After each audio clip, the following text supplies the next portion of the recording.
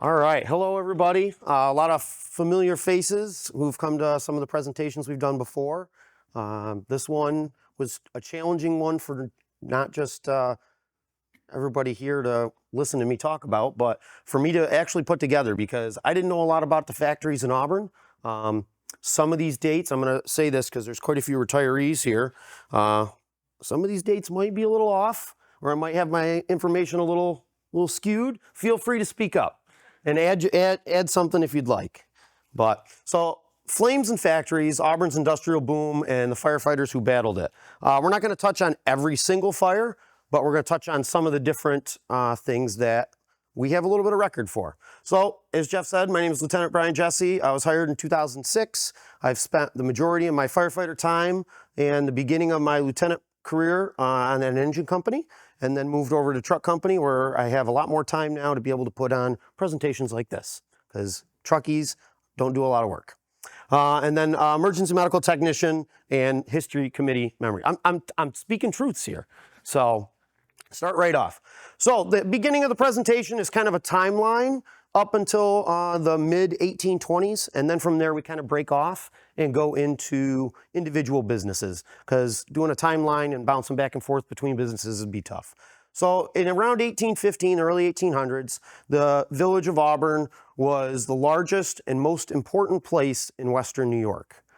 There was all sorts of natural advantages that gave promise and continued supremacy here.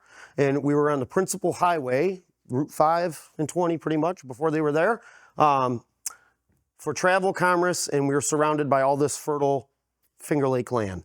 Many settlers were planting their roots here, and the population was only about 1,000 people. To give some comparison, Rochester was just a small cluster of log cabins on the bank of the Genesee River, and they didn't become anything really important until 1817. Syracuse was just a bunch of small scattered settlements around Onondaga County and the Onondaga Indian Nation, and there really was no common organization up until 1820 where the Syracuse House was, and that was when they were recognized by the U.S. Post Office. So they only had a population in the early 1800s of about 250 people. So Auburn was pretty large. New York State had a prison. In 1797, they opened their prison down in New York City. It was called the Newgate Prison, was what everybody knew it as, but it was the prison of New York City. So now come ahead, we're in the 1815 era.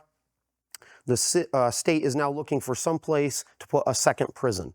And voila, Auburn's growing, and it just happens to be the busiest and best place on Western New York. So we can see what's coming. So the village trustees at that time, they could see what was coming. They could see that, hey, you know, we're growing, things are getting bigger, more people are coming here. So in 1815, they start the beginning of fire protection here in Auburn. The village trustees organized a fire service, and they adopted a resolution. And during that meeting of the village trustees, they said that they were going to purchase 1,000 leather buckets, and they were going to organize a, quote, good-sized fire department and get a good-sized fire engine. In November of 1815, a couple months later, they ended up appointing 4 fire wardens, and they decided that they were going to have 25 firefighters. They were going to call this company Auburn Fire Company No. 1, which once 1816 came around is when they officially got organized. They also passed that buildings under 3 stories in height were going to be required to provide a ladder that reached 4 feet over the eaves. This is the beginning of fire safety, fire ordinances, your code enforcement kind of stuff. This is when we started. And then buildings over 3 stories high, they're going to install a 3-foot by 3-foot scuttle hole in the roof, and they had to have a, quote, good stairs to go to it. What good stairs were back then, I have no idea. And you could be fined. So if you didn't follow these rules, you were in non-compliance, and they could fine you $5. So spring of 1816, we're continuing on. Assemblyman John H. Beach lobbies in the New York State legislature to build the prison here in Auburn. A plot of land was chosen on the north bank of the Owasco River. I'm pretty sure you guys all know what plot of land I'm talking about now. And they sold it to the state for roughly $20,000. The first cornerstone was laid in 1816. So continuing on in September of that 1816, we said, you know what, we got to have more. Now we've got this prison coming in, things are going to get busier, we're going to have more jobs, more people are going to live here. We're going to now require owners of properties, and they got to provide their own leather fire buckets at that point. And they made the simple requirements of how many fireplaces were how many buckets you had to have. So 1 to 2 fireplaces in your home, you only were required to have 1 bucket. 3 fireplaces, 2, 5, 3, 7 or more fireplaces. I can't imagine building a home with that many nowadays. Yeah, nowadays, but back then that was your only source of heat back then. So having 8 fireplaces, that they would have been required to have 4 leather fire buckets at that time. And the way those worked was if there was a fire, everybody brought their bucket to the party kind of thing, and would help a bucket brigade. So then it wasn't just You were physically able, your name was printed in the newspaper the next day. Yes, so she was just saying if you didn't help at a fire, and you could have, you were pretty much called out in public in the newspaper in the next couple days. They would print your name and your address and say, hey, this person didn't help. So we still do it today, just a little more frowned upon. Stores were required to have 2 buckets, and then any office or mechanic shop was only required to have 1.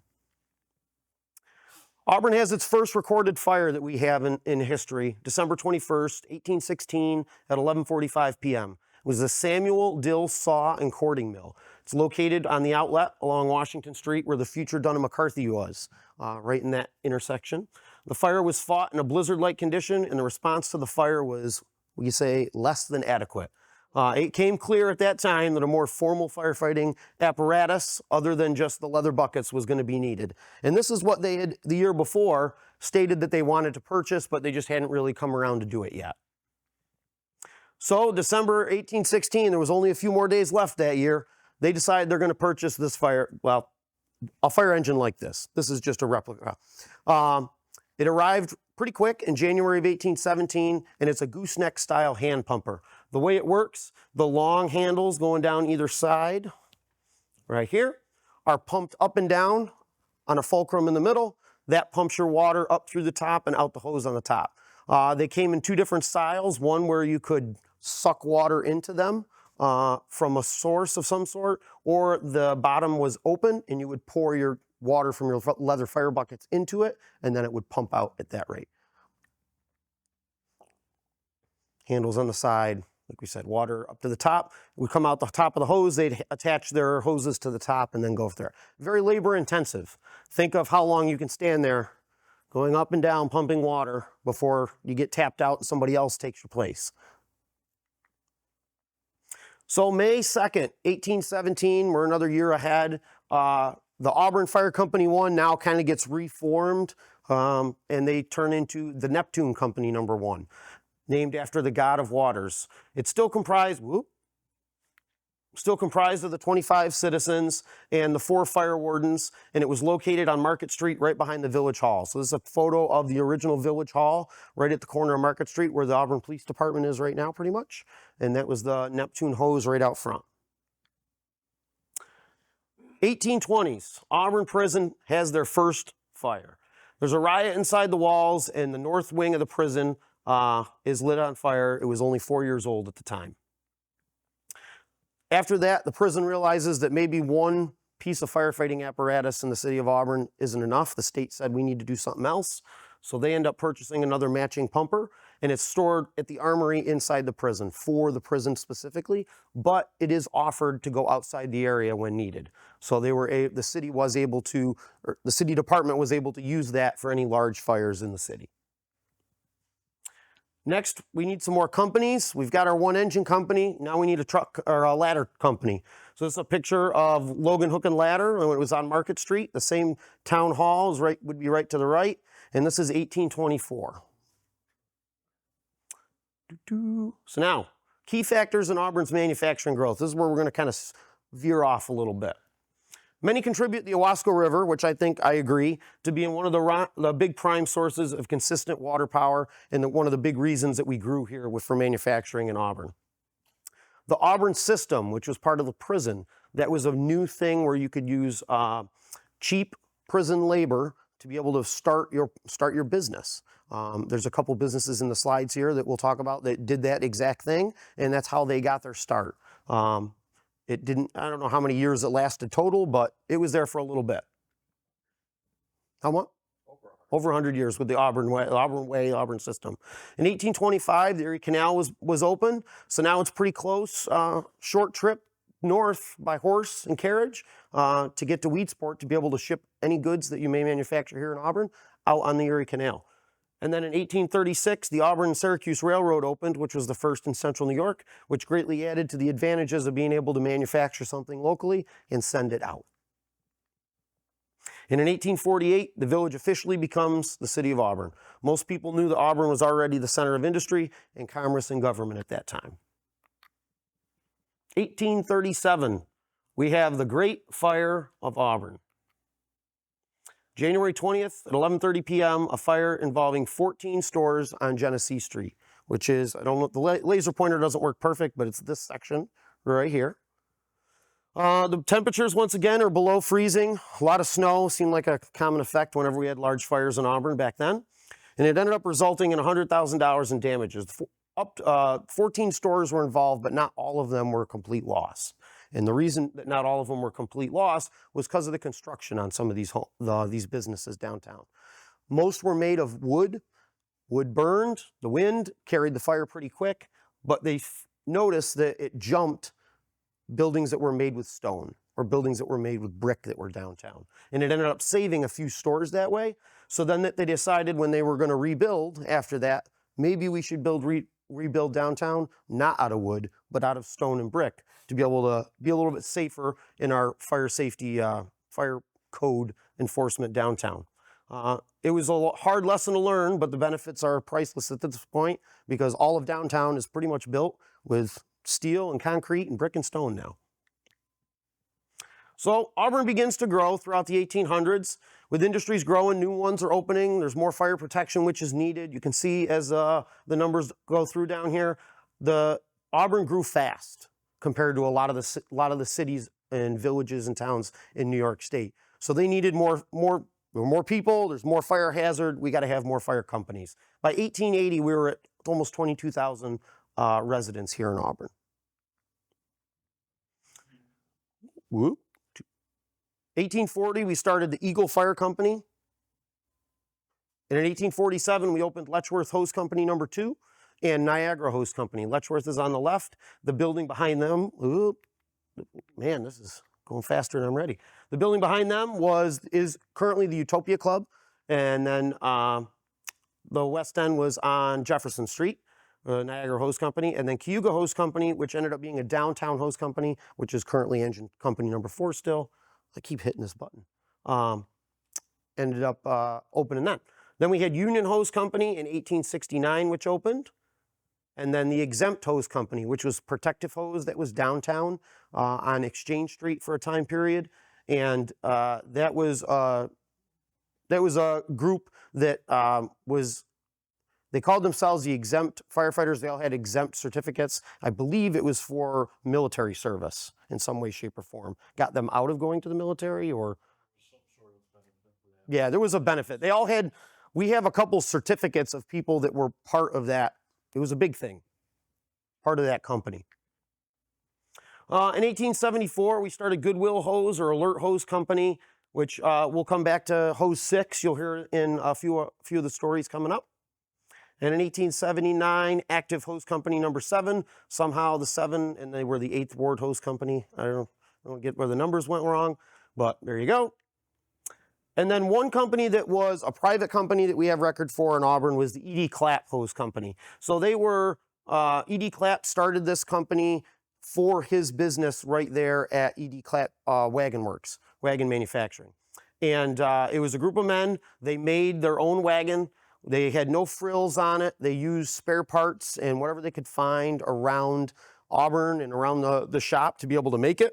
They didn't fall under Chief Dewhurst regulations. So because of that, Mr. Clapp decided he instructed the men to assist the city whenever needed. If there was a fire and the fire alarm bell went off, they would respond and they were to follow the chief's orders. That way we could maintain that continuity of service. which we still do today with the New York State Mutual Aid System. Now we'll go into some of the businesses in Auburn. I learned a lot doing the research on this. There's not just an easy book to open up and read about fires and what businesses had them in Auburn. So I had to dig a little bit, and this is where the museum challenged me. I learned a lot about businesses I had no knowledge of in the past, and I hope it's the right knowledge that I'm passing on to you guys. So if you know something that's wrong in the slide, feel free to raise your hand. All right, D.M. Osborne and Company was founded by David Munson Osborne in around 1857. It was located on Mechanic Street in Genesee Streets, right where Wegmans is right now. That instead of Osborne, it was called Mechanic Street. You can probably guess why we changed it to Osborne Street. But right there was the large factory of D.M. Osborne. Having grown up on a farm, he moved to Auburn and established a farm implement business that became one of the largest, not just in Auburn, but pretty much in the country at the time. The company specialized in producing harvesters, mowers, and other farm equipment, and became a major force in the industry. By 1866, the company was supplying mowers, reapers, not just across America, but they were even being shipped overseas to Europe. And they employed approximately 3,500 people at the turn of the century back then. The business was sold to International Harvester in 1903. A couple of the records we have of some incidents at the D.M. Osborne Company was, and these are, I don't have a lot to elaborate on some of this stuff. June 1st was a iron foundry located on Mechanic Street that was completely destroyed by fire. November 16th, there was the dry house, which was located on the Mechanic Street shop, which had heavy loss. And August 24th, 1870, there was a small lumber pile on Mechanic Street, and we listed it as incendiary. Most likely somebody lit that on fire.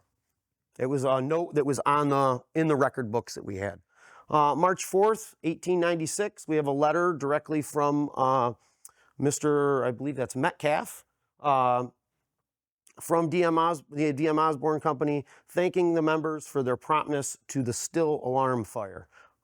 We have a book that was Chief Dewhurst's book that covers pretty much from the late 1800s through mid 1900s of letters that we received from insurance companies, businesses, homeowners, things like that, thanking people, thanking the crews for service at their request, and then offering to give a donation to the Fireman Pension Fund.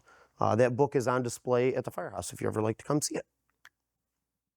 International Harvester Fire in 1907. This picture was the cover photo for this whole presentation. That is all I can tell you about the International Harvester Fire in 1907. Unfortunately, I haven't found much other information yet. I do have one other photo of this International Harvester Fire in 1907, but I believe I'm going to have to do some digging through some really old paperwork to find out anything else. But they're kind of two neat photos of once it changed over, that there was a significant fire, I would say. So, George, you remember that one? No? Okay. You started to speak up. I wanted to check. All right. March 26, 1918, another letter. Mr. Jones, it looks like this time, from Osborne Works, International Harvester. We wish to convey to you, the members of the Auburn Fire Department, our appreciation in the efficient manner in which the fire was handled last evening in our number 2 plant. Enclosed was a $25 donation to the Fireman's Pension Fund. With this, I will bring out this because I believe, I am not 100% sure where this came from. This was dropped off at the firehouse some years back. It's a list of box alarms in the mill number 1 and mill number 2. I don't know what business it came from. Colombian rope. That works perfect because it's next to my Colombian rope demonstration too. So there we go. This is why we like to have retirees come to our events because, see, Colombian rope. Dave Radley, one of the retirees here. Yes. Earlier you showed a private company, Clap. Yes, ED Clap. They had their own fire equipment. Why didn't such a big company like that have their own fire equipment? They employed 3,500 people. That's a lot. That's a major. Most likely, they probably had some sort of firefighting force inside the plant. The difference also was they were in the middle of downtown versus ED Clap was on the outskirts of the city of Auburn at the time. So It was further away, I guess. And E.D. Clapp was kind of taking things in his own hands to make sure that he had some sort of fire protection on site. Being a business owner, that's kind of, there's history of it. Kodak in Rochester had their own internal fire department. A lot of industries, larger industries around the country have their own fire companies. And that my question says, were these guys that cheap that they couldn't see the wisdom of having their own fire? DM Osborne did a lot for the city. So I would assume they probably had some sort of fire department there. The largest Yeah. manufacturing We don't have any paperwork on it that says that they did. Yeah. But they might have. If somebody finds something, let me know. We'll add it to the next one. December 19th, 1919. Fire in Auburn in the twine mill on the 15th. And a letter from, some of these names I couldn't even tell you. W.M. Gregg, superintendent of International Harvester, thanking us for our hard work that day. Now the prison's back in business. They're all fixed up from the first riot, and we have a couple more fires. So the prison cooper shop and the planing mill that was part of their industry that was out back of the prison, they had a small fire there in September of 1849. And then there used to be a hotel across the street called the Prison Hotel, where if you came to visit your loved ones, you could stay at the prison hotel. It was a Tourist, there you go. Tourist attraction. Well, it went vacant at one point, and then somebody went in and lit it on fire. And it was a total loss in 1855, unfortunately. And then in 1857, the prison clothing store caught on fire, and there was a little bit of damage there. And then 1879, we've got some a good story behind this one. The prison hame shop, hame being the part of the carriage for horses. Night guard was wandering around, saw a faint light in the hame shop, disregarded it as somebody working late that night, was in there cleaning up, didn't think anything of it. Finishes his rounds, he's coming back by. Next thing you know, he looks, there's flames in the whole basement of the hame shop. Oh man, I really messed up. So the call's made into the prison officials at that time, and they had a convict fire brigade with their fire apparatus, plus whoever else worker-wise was there, and they start to try to fight the fire. Well, it proved to be a little too big at that time. It had grown to engulf the whole basement and beginning to engulf the first floor. And just before 8 p.m., the alarm bell at top of the DM Osborne building, which was the city's fire alarm bell at the time, it rings, and it starts the Auburn firemen.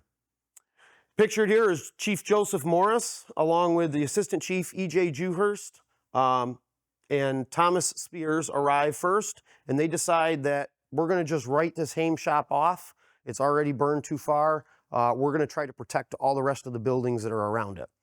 There's a rumor that the doorway that connects the hame shop to one of the other shops is a wooden doorway or a metal doorway, and they're not quite sure. So Assistant Chief Dewhurst at the time decides they're going to put some ladders up, and they're going to focus their streams on the supposed metal or wood door to try to hold it to the hame shop itself. While they're doing all this, they've got hose streams on other buildings, spraying the roofs and the walls to try to protect those from spreading. And come to find out at the end, the Assistant Chief Dewhurst was correct. It was a wooden door, and the hose stream that they had fought to get up the stairs and tie off on a ladder to protect it from coming through did exactly what it was supposed to. It stopped the fire from going into the next building over. Had they just taken their word and said, we think it's a metal door, they would have ended up losing more of the prison. In 1893, we get a letter from Charles F. Durston, who was the warden at the prison, thanking us for our efforts in extinguishing a fire at the Auburn prison and appreciation in our prompt and efficient service in their behalf. Now the big riot, 1929. Prison has another fire and has a riot and a fire. July 28th, there were about 1,768 inmates at the Auburn prison when the capacity was only listed to be 1,285. Just after noon, an inmate was able to gain access to the guard room in the administration building, and then was able to gain access into the arsenal. Nothing good happens at that point. Riot spread quickly through the prison, and the guards ended up going out and securing the perimeter. With nothing left to lose, the inmates start setting fire to the buildings. Multiple buildings, including a lot of the shop buildings, were lit on fire. The sirens wailed and the bells rang at the fire stations for a response. First fire company to arrive was Hose 6 under the direction of Captain Patrick Morrissey. They were cautioned not to go in. There's a riot. The inmates have guns.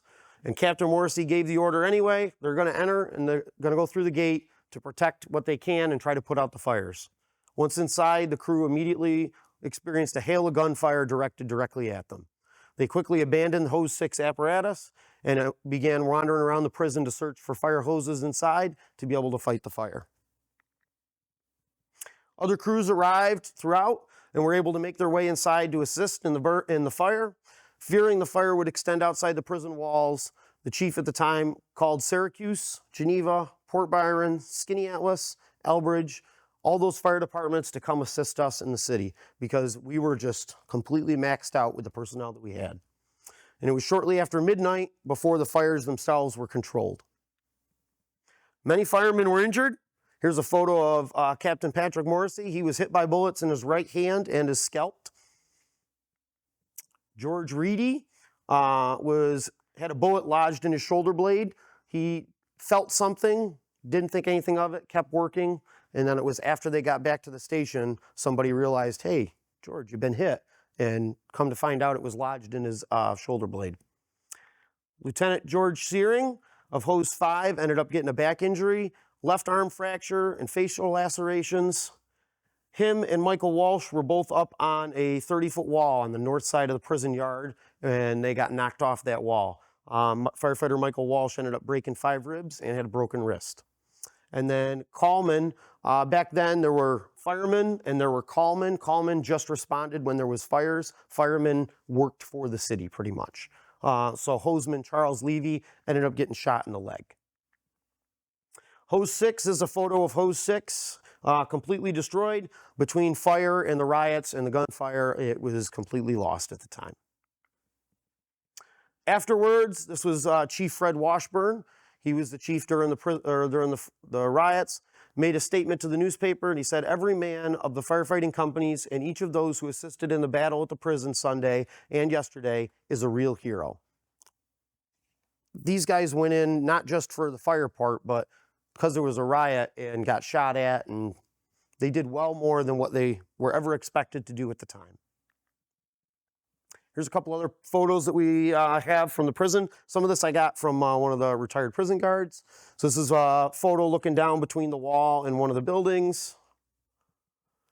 This is one that we have on our files of guys up on the roof afterwards, trying to put out any hot spots that were left. And this is another angle of that same roof. McIntosh and Seymour. This is right down the street where the Bombardier building is, our big blue building that we can't seem to get rid of or sell. But that's where it started. McIntosh and Seymour was founded by John E. McIntosh and James Elward Seymour. They invented the centrifugal governor in 1886, which helped them establish their company. This is the railroad tracks way up here. So the arterial would be running right there. And then this would be the Columbus Street side. They built the factory in 1886 and produced large steam and internal combustion engines. They were located at the corner of Columbus and Orchard Street and the arterial, right where the Bombardier plant is. And in the 1920s, they were building diesel engines for railroad locomotives, and they were purchased by the American Locomotive Company in 1929. This is a 2000 IHP vertical triple expansion type engine, steam engine. That was the size of the 4 cylinders in this engine. One was 22.5 inches round, one was 36 inches round, and 2 of them were 40 inches round. And they all had a stroke of 22 inches. To give you some size comparison of this, there's a whole bunch of workers sitting on it. So that's a really large engine that they were making right down there at McIntosh and Seymour. We didn't have a lot of instances where we were there. We have a couple letters. They had a fire in their foundry in 1920 in February. This is from the treasurer thanking us and enclosed a check for $25 for the Fireman's Pension Fund.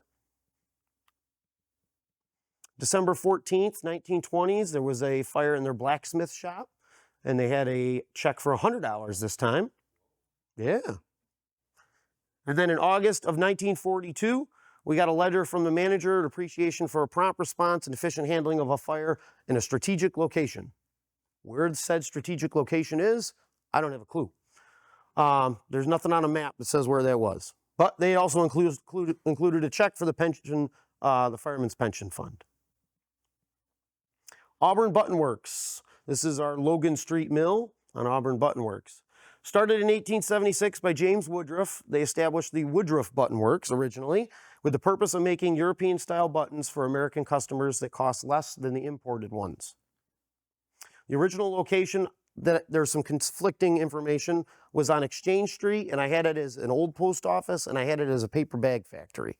I don't know if it was the same building, a different building. I believe it was. Which one? Was it the same building? Yeah, paper factory was there before the button factory was on Exchange Street. Okay, so there you go. Whether it was an old post office, I don't know, but one news article said in the old post office. So they manufactured a gypsum-based button that was pressed under high pressure, cooled, hand-trimmed, and then sewn onto cards for sale. As Jeff stated, he recommends everybody go up to the museum after this. They have some of these on display, which is kind of nice. Most of the businesses that we talk about today are on some display up in the museum for their industry of Auburn. So they're producing approximately 1,000 buttons per day in this at this factory. And in 1879, they needed more room to expand. So they created the Auburn Button Works and Logan Silk Mill Factory Complex on Logan Street. They weren't there very long. In 1900, they ended up moving to the Stevens plant on Washington Street. And then when Auburn's product line evolved into molded plastic materials, the company bought another piece of property and a larger plant on Cayuga Street. Through the 1930s and 1940s, the Auburn Button Works continued to grow and expand, manufacturing pearl buttons, shellac buttons, records, typewriter keys, pipe stems, electrical goods, and gun butts. The demand for the products created by World War II led the company to purchase another plant and put it on McMaster Street. And in 1957, the company changed its name from the Auburn Button Works to Auburn Plastics because it hadn't made a button in almost a decade. Auburn Plastics made plastic parts for cameras, cooking utensils, luggage, musical instruments, surgical tools, as well as parts for manufacturers in chemical, aviation, optical, and other industries until the 1990s, and the company was dissolved in 1993. Here is a letter that we had to Chief Dewhurst from February of 1913, thanking for the efficient manner it occurred, or efficient prompt response that occurred for a fire on the premises last night that was handled. Within 5 minutes from the time the game well was pulled, the department was on the ground. Enclosed, please find a check for $25. More money. And in 1913, another one, thanking the brave men of the department for many thanks for last night saving our building, and another check for the pension fund. And then in 1919, we had a letter enclosed with $100 for appreciation for very satisfactory work for the men of our department did at the fire on their Cayuga Street plant. Signed by Mr. Woodruff himself. Going along the lines of the Auburn Button Company, the Wegman Piano Company ended up being in the same area on Logan Street. So founded in 1882 by Henry Wegman and Christian Hanning, they came up from Ithaca. And in 1890, they moved production to the old manufacturing plant of the Auburn Button Works and Silk Mill on Logan Street.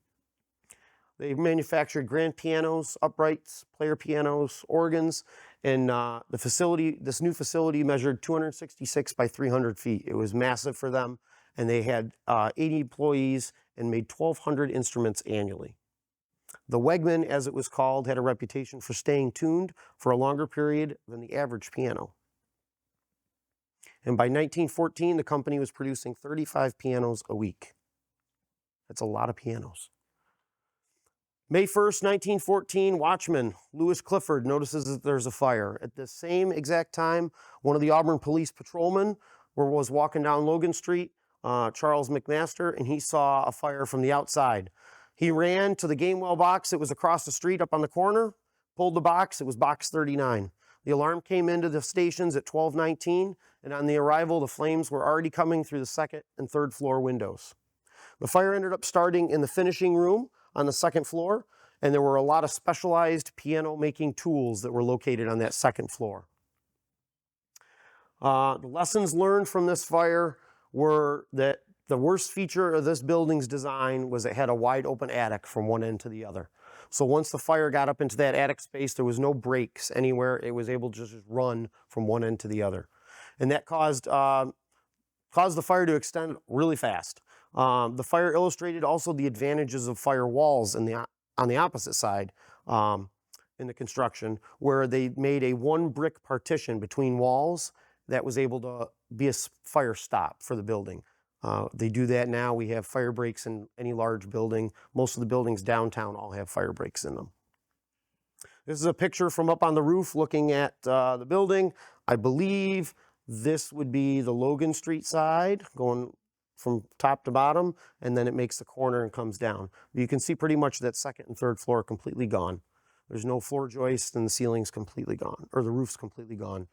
Despite the hard work of the fire department stopping the fire, they ended up filing for bankruptcy in 1915. Treasurer Herbert Henley testified at the bankruptcy hearing that he was responsible for implementing a new bookkeeping system, but he did not do so because he did not know the cost of making a piano. That's why they went out of business. Columbian rope.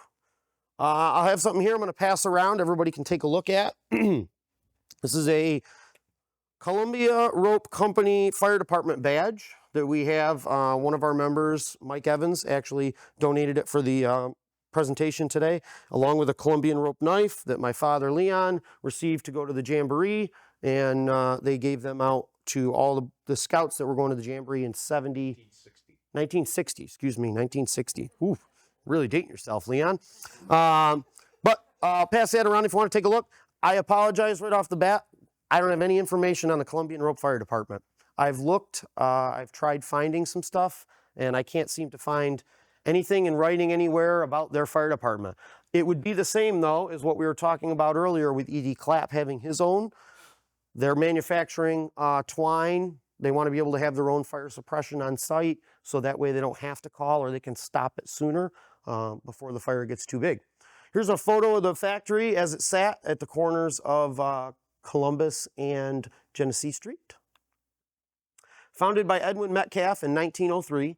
He was originally from Massachusetts. He initially became the president of the D.M. Osborne and Company back in 1891. With a shortage of machinery twine available, he originally started the Columbian Cordage Company in 1892, which was part of the D.M. Osborne Company, pretty much. So that way they were able to supply their own twine, and they weren't held to shipping issues, purchasing issues from a third-party vendor per se. In 1902, Osborne Works and the Columbian Cordage Company were both sold to the International Harvester. So then Columbian Rope, there we go. Columbian Rope started at that point. He ended up creating the company after he lost the company of D.M. Osborne and the Cayuga Cordage Company. Their main source was they imported raw fibers from the Philippines and Mexico to manufacture manila, twine, and rope products. They grew quickly through the cordage industry up here in the early 1900s, producing twine for balers and rope for machinery. And then they ended up getting in the early 1900s, got large contracts with the military, the Army and the Navy and the railroad industry. They made ropes of all different sizes for Navy ships and ropes of all different sizes for the railroad industry, even getting shipped as far down as Mexico and around the world, really.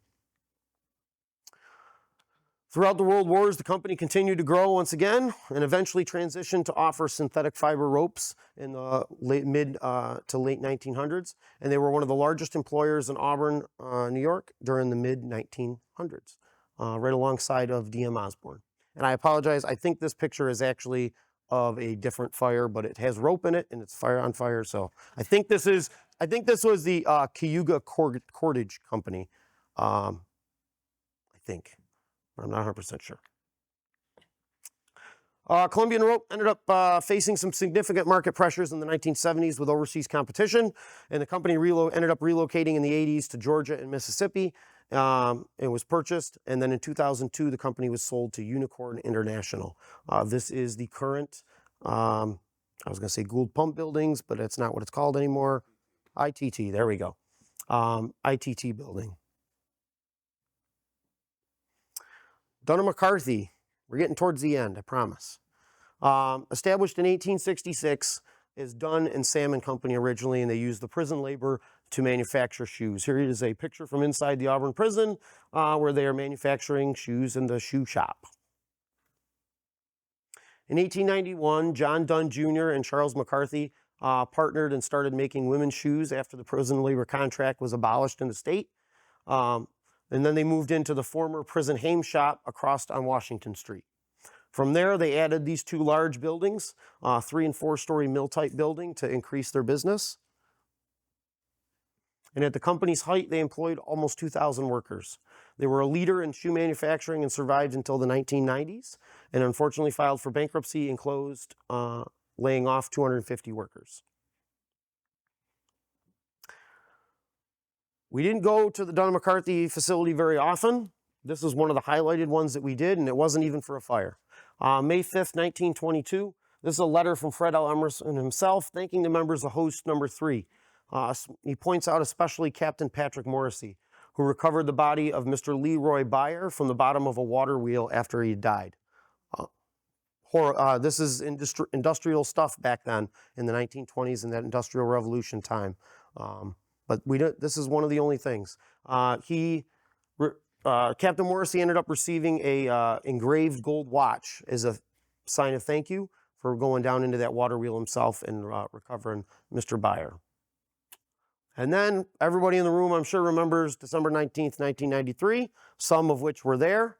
I was not. Well, I was across the street watching as a little kid.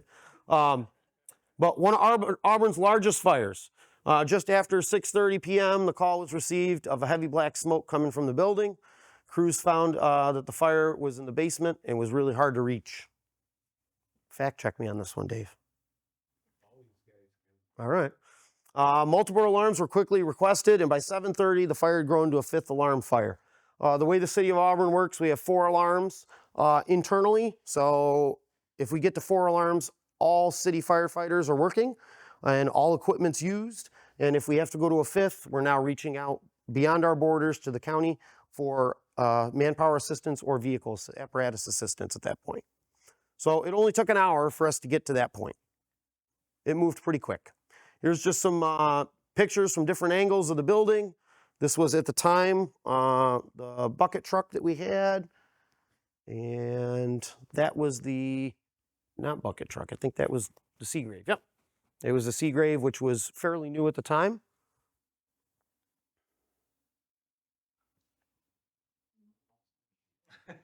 And yeah. Who were the 3 people in the picture? I think one of them was, I can't remember. But this is obviously the next day, cleaning everything up, trying to put out the hot spots. How many days were you guys there for? A lot, probably. And an aerial footage or aerial view of the whole thing. I will say you can go and search this online on YouTube. Somebody's uploaded a video, news video on there of the actual fire itself, and there's a couple different interviews at the time also.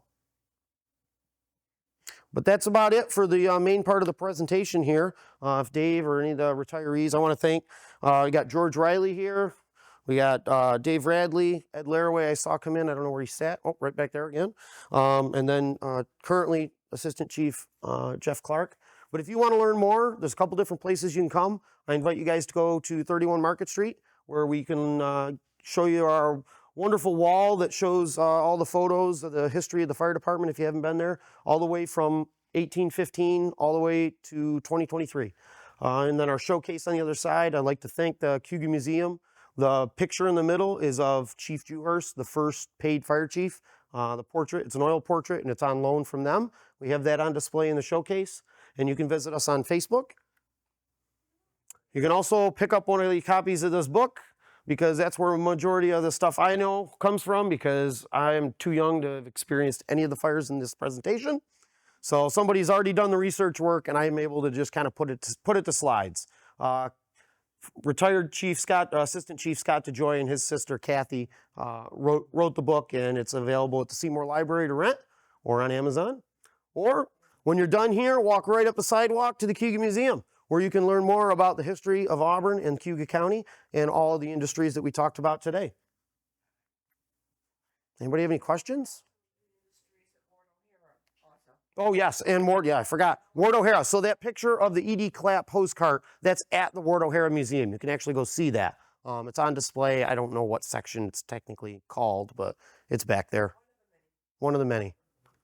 Your picture with the wall, that's at the new firehouse. It's not at the old firehouse. That's at the new firehouse, 31 Seminary Street. Right, but you had Market Street on your slide. Oh, I apologize. I got the wrong address. Don't go to Market Street. It's only the ambulance there. It'll be very, if that's the only slide I messed up on, then we're doing all right. The only place I work.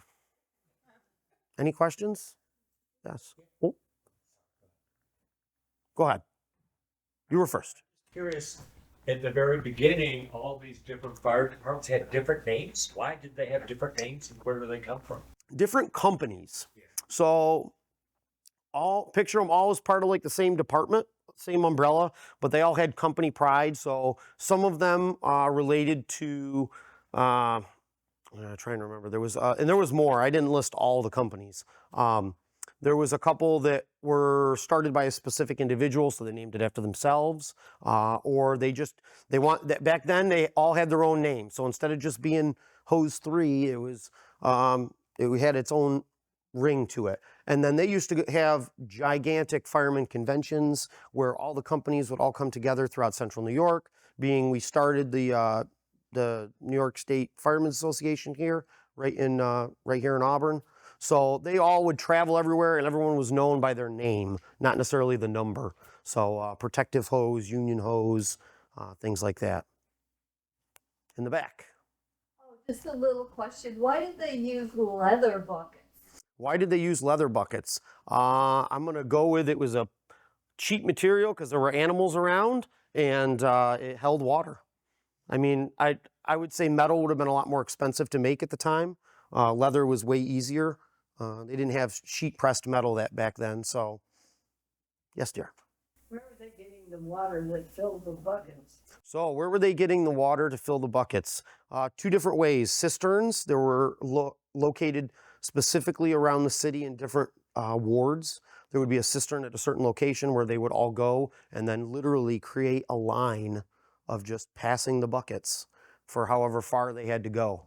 And then as fire hydrants came in, they would dig down to the water main and cut the water main open, and then it would fill the hole, and they could come off of that, and then they would plug the water main with like a wooden dowel at that point. That's where fire extinguishers kind of got their start from. But yeah, wherever they could get water, they got water. The outlet, if they had to go to the outlet, they would get water out of the outlet and just pass it by bucket all the way to the other end. It was not an easy job. That's all I have. I appreciate you guys spending your time. Thank you.